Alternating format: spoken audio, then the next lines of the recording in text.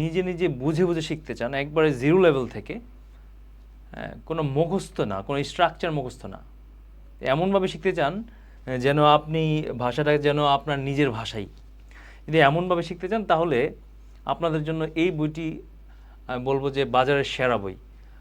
আর এই বইটিতে কিভাবে আমি সাজিয়েছি বিষয়গুলো একটু দেখলে আপনারা হয়তো আশা করি আপনাদের অনেক ভালো লাগবে এবং আপনারা খুব আগ্রহী হবেন বইটি কেনার জন্য। আমরা দেখতে পাচ্ছি প্রথম চ্যাপ্টারেই কিন্তু আমি প্রথমে এখানে বর্ণনা করেছি কিভাবে আমরা অ্যামিজারের সাহায্যে আমরা আমাদের পরিচয়, দোষ, গুণ, অবস্থা বর্ণনা করব, সেই বিষয়টা আমরা প্রথম চ্যাপ্টারের বিভিন্ন চ্যাপ্টারগুলোতে তুলে ধরেছি। এখানে প্রথম চ্যাপ্টারে দেখানো হয়েছে যে কোন প্রোনাউনগুলো অ্যামিজার কার সাথে কোথায় ব্যবহৃত হবে। যেমন আমরা এখানে দেখতে পাচ্ছি আই এর সাথে কী হবে, অ্যাম হবে। ইজের সাথে কি হবে, হি, শি, ইট বা যে কোনো এক বচন এখানে দেওয়া আছে। তারপর আর কোথায় হবে, উই, ইউ, দে, যে কোনো বহুবচনের সাথে আর হবে। এখানে জাস্ট একটা এখানে বিষয়টাকে তুলে ধরার পর অ্যামিজারের কার সাথে হবে এটা উপস্থাপন করার পর আমি কিন্তু আবার এর 1.1 গিয়ে কিন্তু আমি বিষয়গুলোকে আরও স্পষ্ট করে তুলে ধরেছি যে এম দিয়ে নিজের বর্তমান পরিচয়, দোষগুণ, অবস্থা। টিচার, এখানে আমি একজন শিক্ষক, আই এম 35 ইয়ার্স ওল্ড, হ্যাঁ, I am hard working, I am effluent, আমি সচ্ছল, হ্যাঁ। এই এখানে দেখানোর পর এই তারপরে আমরা কিন্তু এখানে এম এর অর্থগুলো দিয়ে দিয়েছি। এম শব্দের বিভিন্ন রকম অর্থ পরিচয়, দোষগুণ, অবস্থা বর্ণনা করার ক্ষেত্রে, হই, আছি, থাকি, হয়ে যাই। আবার এখানে লেখা হয়েছে এর অর্থ বেশিরভাগ ক্ষেত্রেই উজ্জ্ব থাকে। এরপরে কিন্তু আবার এই সবগুলোকে ভেঙে ভেঙে বোঝানো হয়েছে যে আমরা প্রথমে আই এর সাথে এম বসাই যখন আমরা নিজেদের পরিচয়, দোষ, গুণ, অবস্থা বর্ণনা করি, হ্যাঁ। যেমন এখানে আমরা দেখতে পাচ্ছি আই এম এ স্টুডেন্ট, এটা আমার পেশাগত পরিচয়। I am a little bit lazy, আমি কিছুটা অলস, এটা আমার দোষ। আই এম হার্ড ওয়ার্কিং, আমি খুবই পরিশ্রমী, এটা আমার গুণ। আই এম অলওয়েজ হ্যাপি, এটা আমার অবস্থা, এটা আমার কি মনের অবস্থা, তাই না, মানসিক অবস্থা, আমি সবসময় সুখী থাকি। তাহলে এবার দেখেন আমরা এখানে উপস্থাপন করেছি যে কিভাবে আমি এমকে ব্যবহার করব নিজের দোষগুণ, অবস্থা, পরিচয় বর্ণনা করার জন্য। এরপরে কিন্তু পরে আবার কি করা হয়েছে, এরকম এম দিয়ে আমি কত ধরনের বাক্য তৈরি করতে পারি নিজের দোষগুণ, পরিচয় সম্পর্কে টোটাল 15 ধরনের বাক্য তৈরি করতে পারি, এই বিষয়টা কিন্তু এখানে দেখানো হয়েছে। যেমন আমি এম দিয়ে বলতে পারি হচ্ছে নিজের পরিচয়, পেশাগত পরিচয়, দোষ, নিজের গুণ, নিজের অবস্থা, রঙও কিন্তু নিজের একটা অবস্থা, উচ্চতা নিজের একটা অবস্থা, তারপরে নিজের বয়স এটা একটা অবস্থা, নিজের ওজন এটা একটা অবস্থা, নিজের যোগ্যতা এটা একটা গুণ, নিজের ক্রমবাচক অবস্থা, নিজের সংখ্যাবাচক অবস্থা, হ্যাঁ, নিজের সম্পর্কবাচক পরিচয়, নিজের নাগরিক পরিচয়, নিজের ধর্মভিত্তিক পরিচয়।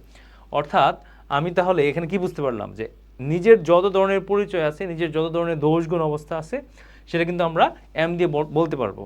এখানে কিন্তু আবার একটা কাজ করা হয়েছে, সেটা হচ্ছে ভোকাবুলারি কিন্তু আমরা এখানে শুদ্ধ উচ্চারণ সহকারে সেই কঠিন উচ্চারণের, হ্যাঁ, উচ্চারণগুলো দিয়ে দিয়েছি এবং পাশাপাশি অর্থ লিখে দিয়েছি। যেমন যে খেয়ালেস, অসতর্ক, অ্যাটেনটিভ, মনোযোগী, হ্যাঁ, তারপর অফেন, প্রায়, হেলদি, শারীরিকভাবে সুস্থ বা ইত্যাদি, এরকম যেই অর্থগুলো একটু শব্দগুলো একটু কঠিন সেগুলোর উচ্চারণ অর্থ সহকারে কিন্তু এখানে দিয়ে দেওয়া হয়েছে। এমনি করে এম দিয়ে কীভাবে না আবোধক বাক্য তৈরি করব। উপরের চ্যাপ্টারে আপনি যে বাক্যগুলো দেখেছেন এখানে কিন্তু আবার বাক্যগুলো নতুন নতুন বাক্য নিয়ে আসছে, একই বিষয় কিন্তু এখানে বারবার উপস্থাপন করা হয় নাই। তারপরে আপনার এখানে আরও অনেক কিছু আছে, যেমন নাম্বার 16-তে, পেজ নাম্বার 16-তে আমরা অ্যামিজার দিয়ে কীভাবে আস্কিং কোয়েশ্চেন করব। এখানে সুন্দর সুন্দর এমন কোয়েশ্চেন করা হয়েছে যেগুলো আপনি সাধারণত আপনার প্রয়োজন হয়, দৈনন্দিন জীবনে আমরা ব্যবহার করি।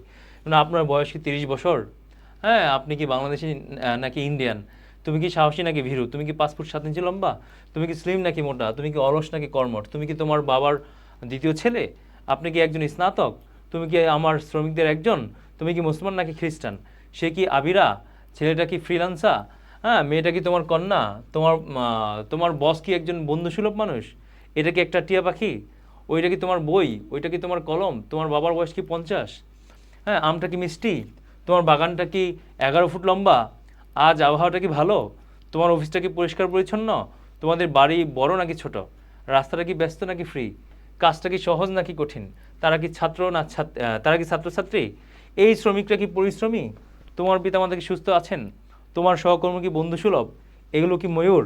এই যে দেখেন আমরা কিন্তু এই জাতীয় বিভিন্ন কোয়েশ্চেন ব্যবহার করে থাকি। তারপরে এইখানে এই বইটার মধ্যে কিন্তু আবার দিয়ে দেওয়া হয়েছে ডব্লিউএস কোয়েশ্চেন দেওয়া হয়েছে, আমরা কীভাবে অ্যামিজার দিয়ে ডব্লিউএস কোয়েশ্চেন করবো নিজেদের পরিচয়, দোষগুণ, অবস্থা সম্পর্কে। এখানে বিভিন্ন ধরনের কোয়েশ্চেন দেওয়া হয়েছে, যেমন আপনাকে কিন্তু আপনার পরিচয় সম্পর্কে প্রশ্ন করা হইতে পারে যে হু আর ইউ, তুমি বা আপনি কে, হোয়াটস ইউর নেম, যে তোমার বা আপনার নাম কি, would you tell me your name, আপনার হ্যাঁ আমাকে আপনার নাম বলবেন কি, may I know your name, আমি কি আপনার নাম জানতে পারি। তাহলে এই যে এইভাবে আপনাকে বিভিন্ন ধরনের যে কোয়েশ্চেনগুলো করবে এখানে অ্যামিজার দিয়ে আপনি উত্তর দিবেন, সেই কোয়েশ্চেনগুলোর এখানে কিন্তু বিভিন্ন ধরনের কোয়েশ্চেন তুলে দেওয়া হয়েছে। এইভাবে বইটাকে সাজানো হয়েছে। তেমনি করে এই ওয়াজ দিয়ে নিজের দোষগুণ অবস্থা, আমরা এই যেমন এই চ্যাপ্টার 2.1 কীভাবে আমরা ওয়াজ দিয়ে নিজের ও অন্যের অতীতের পরিচয় দোষগুণ অবস্থা বর্ণনা করবো সেটা আমরা তুলে ধরেছি। প্রথমে এখানে দেখানো হয়েছে এম দ্বারা আমরা নিজেদের পরিচয় দোষগুণ অবস্থা বর্ণনা করি, যেমন I M N engineer, I am very talented. হ্যাঁ, এরপরে আবার এখানে দেওয়া হয়েছে আই ওয়াজ এন ইঞ্জিনিয়ার, আমি একজন প্রকৌশলী ছিলাম, আই ওয়াজ ভেরি ট্যালেন্টেড, আমি খুবই মেধাবী ছিলাম। তাহলে এখানে অতীতকালকে বর্তমান কালের সাথে কি করা হয়েছে, কানেক্টেড করা হয়েছে। হ্যাঁ, আবার অন্যের দোষগুণ পরিচয় বর্ণনা করতে গিয়ে আমরা কিন্তু ইজের ব্যবহার করি। হ্যাঁ, নিজের ক্ষেত্রে এমের ব্যবহার করি। আবার অতীতকালে কিন্তু অন্যের ক্ষেত্রেও ওয়াজ, নিজের ক্ষেত্রে ওয়াজ। এই যে এখানে টোটাল সব কিছু ভেঙে চুরে বোঝানো হয়েছে। হ্যাঁ, তারপরে আবার নিচে ওয়াজের অর্থ কেমন হয়, হ্যাঁ, তারপরে এখানে আরও কিছু ব্যাখ্যা দেওয়া হয়েছে, এখানে অনেক ব্যাখ্যা দেওয়া হয়েছে, ব্যাখ্যা দিয়ে হ্যাঁ তারপরে স্টেপ বাই স্টেপ ওয়ারের ব্যবহার আমরা দেখতে পাচ্ছি, উইল বি এর ব্যবহার, এই যে এখানে দেখতে পাচ্ছি আমরা উইল বি দিয়ে কীভাবে আমি ভবিষ্যৎকালীন পরিচয় দোষগুণ অবস্থা বর্ণনা করব। এখানে বর্তমানের সাথে অতীতের এবং ভবিষ্যতের পার্থক্যটা তুলে দেওয়া হয়েছে, কিভাবে আমরা বর্তমানকালে নিজের পরিচয় দোষগুণ অবস্থা বর্ণনা করব, কিভাবে অতীতেরটা করব, কিভাবে ভবিষ্যতেরটা করব। হ্যাঁ, এখানে স্টেপ বাই স্টেপ দেখানো হয়েছে। যেমন আই এম এ টিচার বর্তমানকালে, right, I was a teacher অতীতকালের টিচার, হ্যাঁ, I will be a teacher আমি একজন শিক্ষক হব ভবিষ্যৎকালে। হ্যাঁ, তো এখানে আবার প্রত্যেকটা এই ধাপে ধাপে সব কিছু দেখানো হয়েছে। আর এখানে এমন এমন উদাহরণগুলো দেওয়া হয়েছে যেটা আপনার জন্য খুবই কার্যকরী। হ্যাঁ, তারপরে মডেল ভাবের ব্যবহার আমরা দেখতে পাচ্ছি, কিভাবে আমি ক্যান বি দিয়ে নিজের পরিচয় দোষগুণ অবস্থা বর্ণনা করব, কিভাবে কুড বি দিয়ে বর্ণনা করব, এই বিষয়গুলো কিন্তু এখানে আমরা দেখতে পাচ্ছি। যেমন he can be come in danger, যে সে বিপদে কি শান্ত থাকতে পারে। তো এরকম সুন্দর সুন্দর কিন্তু এখানে উদাহরণ ব্যবহার করা হয়েছে। তারপরে চ্যাপ্টার 5-এ আমরা দেখতে পাচ্ছি, চ্যাপ্টার 5-এ কিন্তু আমি এখানে আবার দেখিয়ে দিয়েছি কিভাবে আমরা হ্যাবের ব্যবহার করি, হ্যাজের ব্যবহার করি নিজের কোনো মালিকানা দোষগুণ, মালিকানা বা অধিকার বর্ণনা করতে। মালিকানা অথবা অধিকার বর্ণনা করতে আমরা কিভাবে হ্যাব এবং হ্যাজের ব্যবহার করি। এই যে হ্যাব কার সাথে বসে এখানে লেখা আছে, আয়ের সাথে, উইরের সাথে, ইউরের সাথে, দেয়ের সাথে, যে কোনো বহুবচনের সাথে। আবার হ্যাজ কার সাথে বসে, এই যে হ্যাজ বসে কিন্তু হি এর সাথে, শি এর সাথে, ইটের সাথে, হ্যাঁ, যে কোনো এক বচনের সাথে। এটাকে দেখানোর পরে আমরা কিন্তু আবার প্রত্যেকটাকে আবার ভেঙে চুরে বর্ণনা করেছি। যেমন বর্তমানকালে হ্যাব দিয়ে মালিকানা বা অধিকার, অর্থাৎ আমি বর্তমানকালে যদি নিজের মালিকানা বা অধিকার বর্ণনা করি তাহলে কিন্তু আমি এভাবে বর্ণনা করব। যেমন এই যে এখানে আছে আই হ্যাভ, হ্যাঁ, আয়ের অর্থ কী হয়ে যায়, এখানে আমার হয়ে যায়, এখানে উপরে কিন্তু দেওয়া আছে আয়ের অর্থ আমার হয়ে যায় হ্যাবের সাথে যখন মালিকানা বোঝায়, এই যে এখানে দেওয়া আছে, উপরে ব্যাখ্যা দেওয়া আছে এখানে। হ্যাঁ, তারপর কি বলা হয়েছে, আই হ্যাভ আমার আছে বা আমার রয়েছে a copy of the holy Quran, আমার একটি কোরআন শরীফ রয়েছে। I have 2 rich flats in Dhaka, যে আমার কি রয়েছে, ঢাকায় 2টি ফ্ল্যাট রয়েছে। I have a big library, আমার একটি বড় লাইব্রেরি রয়েছে। I have a white shirt, আমার একটি সাদা শার্ট রয়েছে। I have a small pond full of fish, যে আমার ছোট একটি কি পুকুর রয়েছে মাছে ভরপুর। I have a computer and a mobile, যে আমার একটি কম্পিউটার এবং মোবাইল রয়েছে। আপনি কিন্তু একটা দিয়ে সবগুলোকে প্র্যাকটিস করতে পারবেন, এভাবে এই সবগুলোকে দিয়ে কিন্তু আবার এটাকে প্র্যাকটিস করতে পারবেন। তারপরে আমরা এই হ্যাভ দিয়ে কিভাবে আরও বাক্য তৈরি করতে পারি, যেমন নেই বোঝাতে আমি কি বলবো, ডু নট হ্যাভ। তারপরে নেই কোনো বোঝাতে আমি কি বলবো, have no. I have no job, business or home, আমার কোনো চাকরি বাকরি অথবা বাড়িটাই নেই, right. I have no garden or farmland, যে আমার কোনো বাগান অথবা কৃষি জমি নেই। এই যে নেই কোনো বোঝাতে, হ্যাঁ, আবার কখনোই থাকে না বোঝাতে নেভার হ্যাভ। তো এইভাবেই কিন্তু সব কিছু এবার ভেঙে চুরে বোঝানো হয়েছে। আবার যদি প্রিপোজিশনের কথা বলি, এখানে কিন্তু দেখতে পাচ্ছেন আমরা প্রিপোজিশনের মধ্যে আমরা কীভাবে করেছি, প্রিপোজিশন অফ প্লেস, কিভাবে আমি নিজের অবস্থান বর্ণনা করব, এন্ড অবস্থান কিভাবে তৈরি করতে হয় সেটা আগে দেখানো হয়েছে কিন্তু এখানে। যেমন ইন দ্বারা ভিতরে বা মধ্যে বোঝায়, উপরে কিছু ব্যাখ্যা দেওয়া আছে। ইন ঢাকা, ঢাকায় বা ঢাকার ভিতরে। ইন দ্য গার্ডেন, বাগানে। ইন দ্য কিচেন, রান্নাঘরে।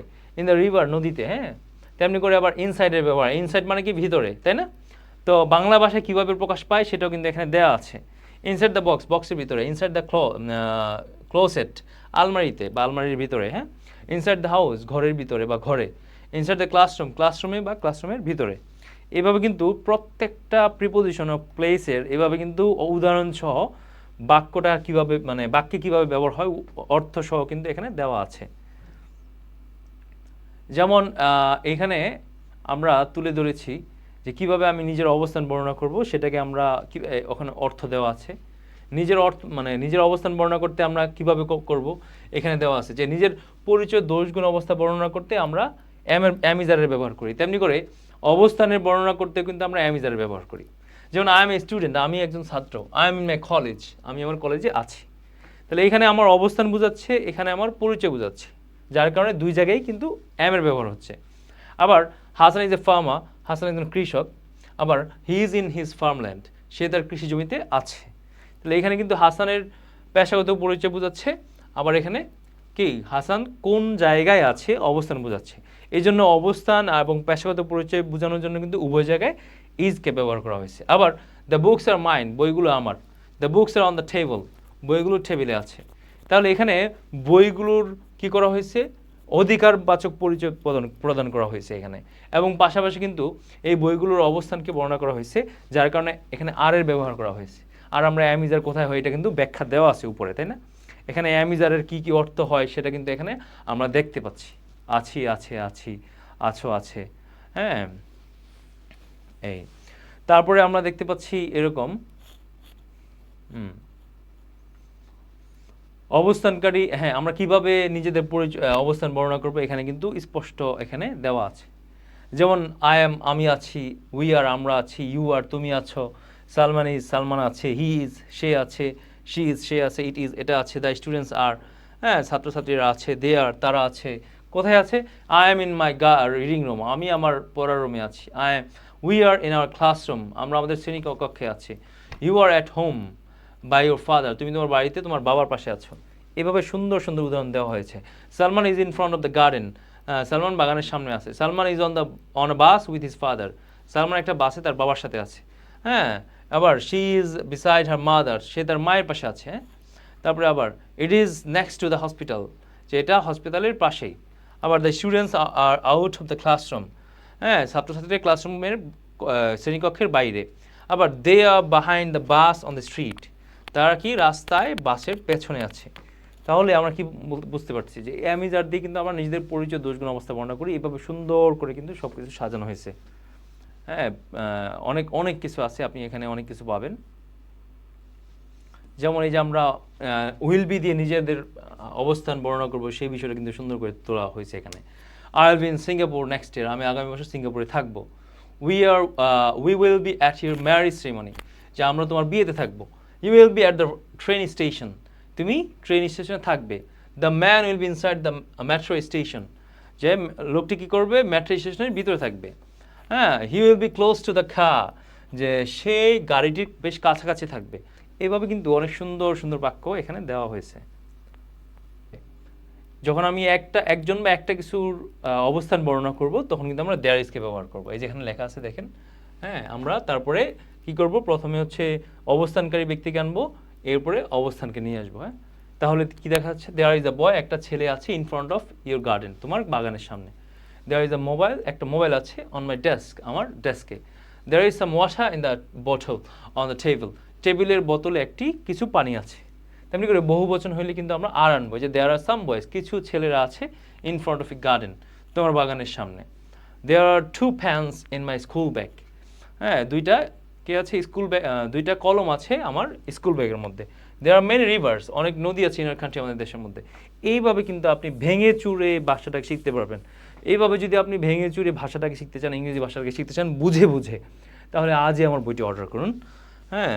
দেরি না করে আজই অর্ডার করুন, হ্যাঁ। তারপরে আমরা দেখতে পাচ্ছি এম এর পরে ভার্ব প্লাস আইএনজি দিয়ে বর্তমানে আমি কি করতেছি সেটা কিন্তু আমরা বর্ণনা করতে পারি। এখানে আমরা ভেঙে চুরে দিয়েছি, যেমন দেখেন, এম দ্বারা ছি বোঝায় বাংলা ক্রিয়া বিভক্তি, আইএনজি দ্বারা তে বোঝায়, হ্যাঁ, চলমানকে বোঝানোর জন্য কিন্তু আমরা এই তে কথাটাকে ব্যবহার করি। যদিও এটা আঞ্চলিক ভাষা থেকে আমরা ভাষায় ব্যবহার করে থাকি, আঞ্চলিক ভাষার সাহায্য নেওয়া হয়েছে বাক্যগুলোতে। আই এম ড্রিঙ্কিং, তাহলে কি দাঁড়াচ্ছে, আমি ছি, ড্রিঙ্কিং মানে পান করতে, তাহলে আমি মানে ইংরেজি ভাষা তো 70% ক্ষেত্রে উল্টো হয়। তাহলে আই এম ড্রিঙ্কিং, অর্থটা কি দাঁড়াচ্ছে? আমি পান করতেছি, এখানে আইএনজি দ্বারা কি বোঝাচ্ছে? তে বোঝাচ্ছে। এই যে দেখেন আইএনজি দ্বারা তে বোঝাচ্ছে। তাহলে আমি পান করতে, এম দ্বারা ছি বোঝাচ্ছে। তাহলে আমি পান করতেছি। আই এম গোয়িং, আমি যাইতেছি। আই এম রিটার্নিং, আমি ফিরতেছি। I am drinking a glass of water, আমি এক গ্লাস পানি পান করতেছি। I am going to my work place, আমি আমার কাজে কর্মক্ষেত্রে যাচ্ছি, হ্যাঁ যাইতেছি। আই এম রিটার্নিং হোম, আমি কি করতেছি? বাড়ি ফিরতেছি। এইভাবে কিন্তু সুন্দর সুন্দর বাক্য দেওয়া আছে দেখেন, হ্যাঁ এই যে। তারপরে এই বাক্যগুলো আবার প্র্যাকটিস করার জন্য আপনাদের প্র্যাকটিস বুক দেওয়া হবে এটার সাথে। এখানে ইনফিনিটিভের ব্যবহার নিয়ে আসছি, টু এর ব্যবহার আমরা এখানে নিয়ে আসছি। আমরা এখানে দেখতে পাচ্ছি টু দ্বারা তে বোঝায়, কোনো কিছু করার উদ্দেশ্য বোঝাতে করতে অর্থে কিন্তু আমরা টু এর ব্যবহার করে থাকি। উপরে ব্যাখ্যা দেওয়া আছে। তাহলে টু ডু মানে কি? করতে। তাহলে এই যে দেখেন এখানে দেওয়া আছে টু ডু, করতে। টু ডু দ্য ওয়ার্ক, কাজটি করতে। টু গো টু স্কুল, স্কুলে যেতে। টু ইট রাইস, ভাত খেতে। টু স্লিপ, টু নাইট, আজ রাতে ঘুমাতে। টু প্ল্যান্ট আ ট্রি, একটি গাছ রোপণ করতে। To cook rice and vegetables, হ্যাঁ ভাত এবং শাকসবজি রান্না করতে। এভাবে কিন্তু সুন্দর করে সব কিছু সাজানো হয়েছে। শুধু তাই না, এখানে এই বইটিতে আছে কলোকেশনস আছে। আপনারা কিভাবে ম্যাক দিয়ে বিভিন্ন কলোকেশন তৈরি করব, ডু দিয়ে তৈরি করবো, এরকম বিভিন্ন ধরনের আছে। মেক এ ডিসিশন, সিদ্ধান্ত নেওয়া। মেক এন এফোর্ট, প্রচেষ্টা করা। মেক প্রগ্রেস, অগ্রগতি করা। হ্যাঁ বইটাতে আছে কন্ট্রাকশন, হ্যাঁ যেমন আই এমকে আমরা কন্ট্রাকশন করলে আইম হয়ে যায়, ডু নট কে ডন্ট হয়ে যায়, এরকম অনেক কন্ট্রাকশন দেওয়া আছে, অনেকগুলো কন্ট্রাকশন দেওয়া আছে।